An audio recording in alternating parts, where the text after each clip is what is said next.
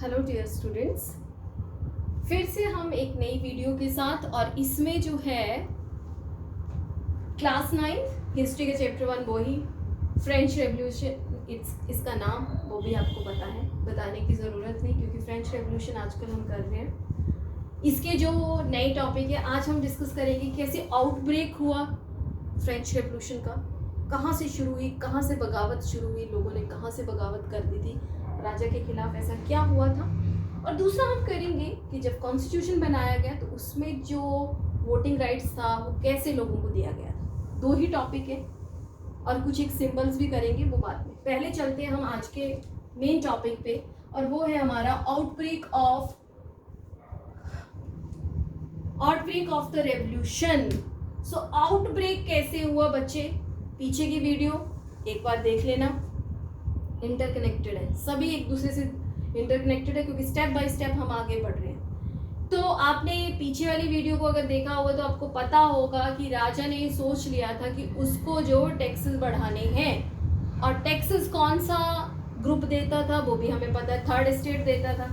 अच्छा, अब राजा ने सोच लिया था, लेकिन बेटा राजा जो था वो एक जो बोलते हैं ना आप रूल्स बनाए हुए थे। राजा तो डिसाइडेड था, लुई 16 तो डिसाइडेड करके बैठा था कि मुझे जो है वो टैक्सेस बढ़ाने हैं क्योंकि इतना ज़्यादा 2 बिलियन लीवर जो है वो उसके ऊपर लोन वैसे ही हो रखा था और बहुत सारी प्रॉब्लम थी, ट्रेजरी पूरा ड्रेन आउट हो चुका था, तो अपने किंगडम को चलाने के लिए पैसा तो भाई चाहिए था।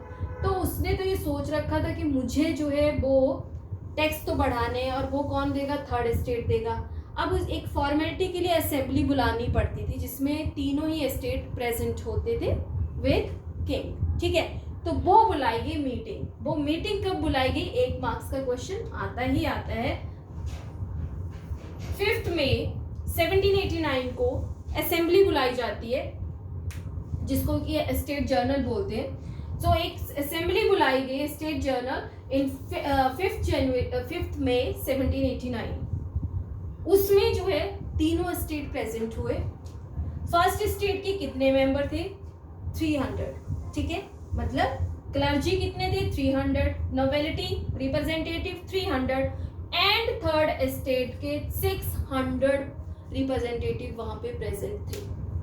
समझ में आ गया, मतलब इनके बराबर, इनके डबल, दोनों को मिक्स कर दे, इसके बराबर इसके रिप्रेजेंटेटिव थे जहां हॉल में बुलाया गया। सबसे शेमफुल बात क्या थी बेटा कि इनको बैठने का राइट था। ये 300 जो मेंबर यहाँ के गए, 300 यहाँ के गए, they have to be seated there, लेकिन यहाँ पे ये लोग खड़े थे, ये बिल्कुल खड़े थे, इनको बैठने का भी राइट नहीं था, जबकि सारा टैक्स देने वाले ये लोग, लेकिन इनको बैठने का भी राइट नहीं। ये बड़ी शेमफुल बात थी। They are very disappointed here.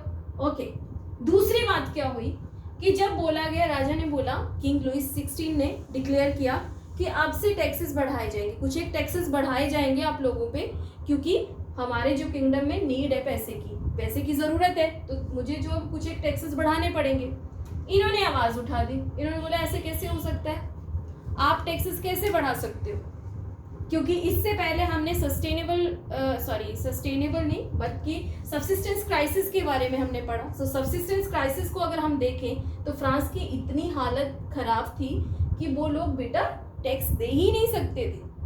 Drought था, पॉपुलेशन बढ़ चुकी थी, लोगों के इतने बुरे हाल थे कि वो ब्रेड बटर जो इनकी बेसिक नीड्स थी वो पूरी नहीं हो पा रही थी, वो टैक्सेस कैसे देते। तो इनके लिए ये जो था टैक्स देना बहुत ही ज्यादा इम्पॉसिबल टास्क था एंड दे डिनाई। उन्होंने बोल दिया कि हम टैक्सेस नहीं देंगे। ये बोलते चलो ठीक है, कि लुई 16 ने बोला चलो ठीक है वोटिंग करवाते हैं, तो वोट दीजिए, बोलते ठीक है। तो वोटिंग राइट कैसे था उनको कि मतलब अब राजा बोलता है फर्स्ट स्टेट में से एक पर्सन उठ के आएगा, एक रिप्रेजेंटेटिव वोट देगा, सेकेंड स्टेट में से भी एक पर्सन वोट देगा, थर्ड स्टेट में से भी एक पर्सन वोट देगा। इन्होंने फिर बोल दिया, बोले वी नो दैट कि ये जो थे दोनों ही टैक्स नहीं देते थे, नोबेलिटी और क्लर्जी टैक्स देते ही नहीं थे। वो किसके फेवर में वोट देंगे, लुई 16 के। वो क्यों बोलेंगे कि टैक्सेस नहीं बढ़ने चाहिए, वो तो राजा के पक्ष में है पहले से ही। तो वो क्यों डिनाई करेंगे कि टैक्सेस नहीं बढ़ने चाहिए? डिनाई करने वाला एक पर्सन है, मेजोरिटी किसकी हुई? इन दोनों की, मतलब राजा के साथ मेजोरिटी होगी। अगर 3 में से 2 वोट राजा को पड़ रहे हैं तो मतलब राजा जो है वो राजा के इसमें चला गया, फिर वो फाइनल डिसीजन तो किंग का हुआ ना, लुई 16 का। तो इन लोगों ने बोला कि ऐसे ऐसे नहीं हो सकता है, आप हमारे 600 रिप्रेजेंटेटिव्स हैं and you give the right to the every representative to give the vote. आप हम सबको बोलो, हम सब वोट डालेंगे, फिर आप डिसाइड करोगे कि किस में मेजोरिटी किस में है। बट अगेन लुई 16 जो है वो मना कर देता है, क्योंकि आपको पता है मोनार्की सिस्टम है। किंग ने मना कर दिया, राजा ने बोला नो ऐसा नहीं हो सकता, आपके जो है वो टैक्स बढ़ेंगे ही बढ़ेंगे, और हो गया फाइनल। ठीक है, अब जो है इन्होंने क्या किया, इन्होंने वहां से वॉकआउट कर दिया। जहां हॉल में खड़े थे स्टेट जनरल, वहां से इन्होंने उस असेंबली से वॉकआउट कर दिया। इन्होंने बोला हम आपकी किसी भी चीज को नहीं मानते हैं, वी डिनाई इट, हम किसी प्रकार के कोई टैक्सेस नहीं देंगे गवर्नमेंट को। और ये वहां से 600 के 600 रिप्रेजेंटेटिव बाहर हो जाते हैं। ये हो जाते हैं आउटब्रेक ऑफ द रेवोल्यूशन। ये पहला स्टेप था, लोगों ने लुई 16 के अगेंस्ट उठाया, उसी के सामने मना कर दिया कि हम आपके फेवर में नहीं हैं। ठीक है, फिर क्या हुआ, उन्होंने जो है बाहर आए निकल के, एंड दे डिसाइडेड कि हमें कुछ ऐसा करना है जिससे लुई 16 को लगे कि एक्चुअल में हम कुछ चाहते हैं, हमारे पास भी पावर है। तो उन्होंने 20 जून, याद रखनी है डेट्स बेटा, डेट्स आर वेरी इंपॉर्टेंट और यहीं से क्वेश्चन बन जाता है 1 मार्क्स का। अब 5 मई को, 5 मई को 1789 को मीटिंग बुलाई जाती है, एंड 20 जून को, जून नेक्स्ट मंथ सेम 1789 को इंडोर टेनिस कोर्ट में ये नेशनल असेंबली बनाते हैं। क्लियर? कौन बनाता है? थर्ड स्टेट के 600 मेंबर्स रिप्रेजेंटेटिव इकट्ठे होते हैं। कहाँ पे? इंडोर टेनिस कोर्ट में।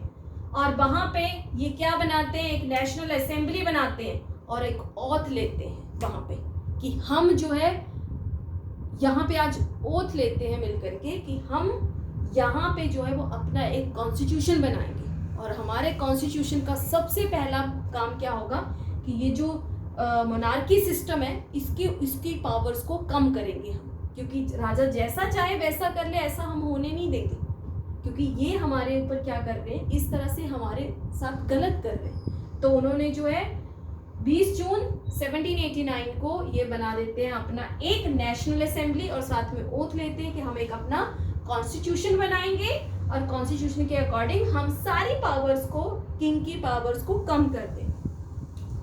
इसके बाद क्या होता है, 14 जुलाई, एक महीने के बाद, एक मंथ का गैप है, याद रखना, 14 जुलाई 1789 को, ठीक है, ये सभी लोग इकट्ठे होते हैं। मोस्टली लोग जो थे वो लुई 16 के अगेंस्ट थे, और सबसे ज्यादा पॉपुलेशन ही थर्ड स्टेट की थी।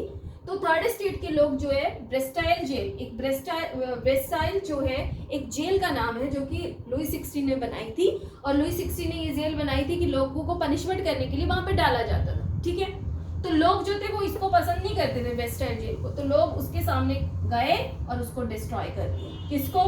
ब्रेस्टाइल जेल को। कब किया था? 14 जुलाई 1789।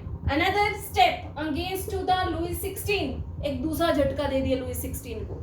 और उसके बाद 4 अगस्त 1789 क्या होता है, they have to be making there on constitution, अपना कॉन्स्टिट्यूशन बनाते हैं, और उसके अकॉर्डिंग वो क्या करते हैं, सबसे पहले तो एबलिश कर देते हैं वहां का फ्यूडल सिस्टम, जो जमींदारी प्रथा है उसको हटा देते हैं, फ्यूडल सिस्टम खत्म।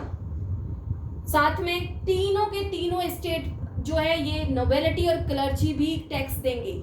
इनको जो एक्स्ट्रा आपने पावर्स दे रखी है, जो ये टैक्सेस नहीं देते हैं, ये इनके ऊपर से हटाया जाएगा और इनको भी टैक्सेस देने पड़ेंगे। तो जो टैक्सेस था फर्स्ट और सेकंड स्टेट ने दिया, उससे फायदा हुआ गवर्नमेंट को 2 बिलियन लीवर्स का, और उससे उन्होंने अपना लोन चुका लिया गवर्नमेंट ने। हुआ फायदा कि नहीं हुआ? किसकी समझदारी से? थर्ड स्टेट की समझदारी से। तो थर्ड स्टेट ने बेटा जब भी कभी आपके रेवोल्यूशन आए हैं तो ये जो गरीब लोग जो होते हैं, जो एजुकेटेड पर्सन है, वो लाते हैं क्रांति। रेवोल्यूशन मीन्स क्रांति, और उसको लाने का तरीका क्या होता है, जब लोग बहुत ज़्यादा दुखी हो जाते हैं, कि उनके ऊपर जो उनको दबाया जाता है, स्प्रेस किया जाता है, कितना दबाओगे तुम, जितना दबाओगे वो उतना ही ऊपर उठने की कोशिश करते हैं और वहां से शुरू होती है क्रांति, वहां से शुरू होता है रेवोल्यूशन। यही बात इन्होंने दिखा दी, किसने, थर्ड एस्टेट ने। जितना उनके ऊपर टैक्सेस बढ़ाने की कोशिश करी, उन्होंने वहीं से उसको वॉकआउट किया। वॉकआउट करते ही 20 जून को जो है इंडोर टेनिस में मीटिंग करी, अपनी एक नेशनल असेंबली बनाई। नेशनल असेंबली बनाते ही लोग जो है उसके बाद 14 जुलाई को सब इकट्ठे हो जाते हैं और ब्रेस्टाइल जेल जो लुई 16 बनाई थी उसको तबाह कर देते हैं। और उसके बाद 4 अगस्त 1789 को ये अपना कॉन्स्टिट्यूशन बना के दिखाते हैं, जिसमें कि बहुत सारी पावर्स राजा की कम कर दी जाती है और राजा को और लुई 16 को वो एक्सेप्ट करना पड़ता है, क्योंकि उसे पता था मेजॉरिटी में अब ये लोग आ चुके हैं, अब ये रेवोल्यूशन में आ चुके हैं, क्रांति कर रहे हैं लोग, तो उसको एक्सेप्ट करना पड़ा। और उन्होंने फ्यूडल सिस्टम को हटा दिया। उन्होंने जो है जो नोबेलिटी और क्लर्जी को एक्स्ट्रा जो हेरिटेज मिला था, जो हेरिटेजली वो जन्म लेते ही किसी प्रकार का कोई टैक्स नहीं देना, जो उन्हें आरामदायक जीवन वो बिता रहे थे, उन्होंने बोला इसको कम किया जाए, इनको भी टैक्स देने पड़ेंगे और उनको भी टैक्स देने पड़े। और उससे जो फायदा हुआ 2 बिलियन लीवर्स का, वो जो है वो गवर्नमेंट ने अपना लोन चुका दिया उससे। क्लियर, यहाँ तक क्लियर हुआ। So this is the outbreak of the revolution. ऐसे आया था आउटब्रेक हमारा, इस तरह से रेवोल्यूशन जो थी वो स्टार्ट हुई हमारी कहाँ पे, फ्रांस में।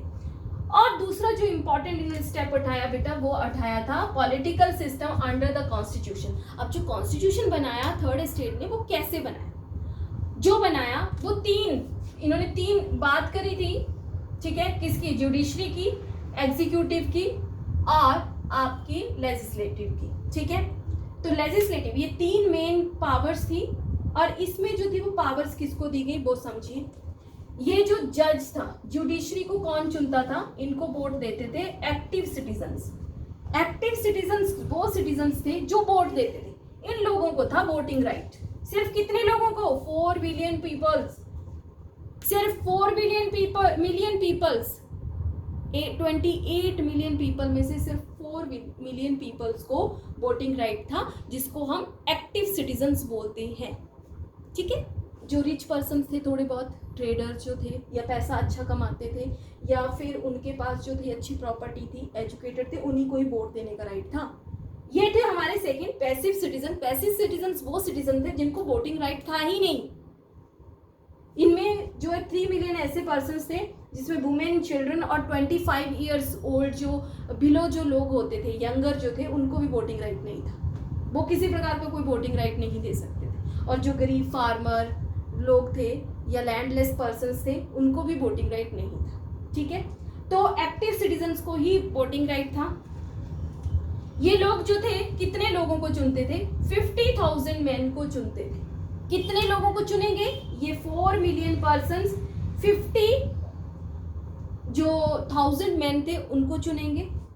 आगे इनका काम खत्म। यहाँ पे एक्टिव जो सिटीजन्स थे, इनका काम सिर्फ इनको चुनना था, 50,000 लोगों को, और इनका काम यहाँ पे खत्म। अब इसके बाद काम शुरू हुआ 50,000 मैन का। अब ये आगे 50,000 मैन आगे नेशनल असेंबली को चुनेंगे, जिसमें 745 पर्सन थे। तो 50,000 लोग किसको चुनेंगे, कितने मेंबर्स को चुनेंगे, 745 लोगों को चुनेंगे। और ये 745 मेंबर्स एक्चुअल में पावरफुल थे, जो कि राजा पे भी नजर रखते थे और वहां के मिनिस्टर्स की पावर्स के ऊपर कैप्चर रखते थे, नजर रखते थे, ठीक है। लेकिन वीटो पावर अभी भी किंग के पास थी, मतलब लिटिल बिट अभी भी राजा के पास राइट्स थे, लेकिन थोड़ी बहुत इन्होंने कोशिश करी राजा और मिनिस्टर्स जो थे, जो किंग और मिनिस्टर्स थे, उनकी पावर्स को कैप्चर करने की, ठीक है। तो ये था इनका वोटिंग सिस्टम, समझ में आ गया। जुडिशरी को सीधा एक्टिव सिटीजन, जो आपके जज थे उनको तो सीधा एक्टिव सिटीजन ही चुनेंगे, ठीक है। उसके बाद ये एक्टिव सिटीजन वोट देते थे, 50,000 लोगों को चुनते थे। 50,000 जो लोग थे वो आगे 745 नेशनल असेंबली के पर्सन्स को चुनेंगे, और ये आगे जो थे वो राजा की पावर्स को कैप्चर करते थे, ठीक है। राजा की सलाह मशवरा देते थे राजा को कि ऐसे नहीं हो सकता था, तो इस तरह से उनकी पावर्स के ऊपर कंट्रोल करते थे, ठीक है। तो ये था आपका political system under the constitution of 1791, जो कि थर्ड स्टेट ने बनाया था। क्लियर इट, यहां तक क्लियर हुआ। फिर इसके साथ साथ कुछ एक हमारे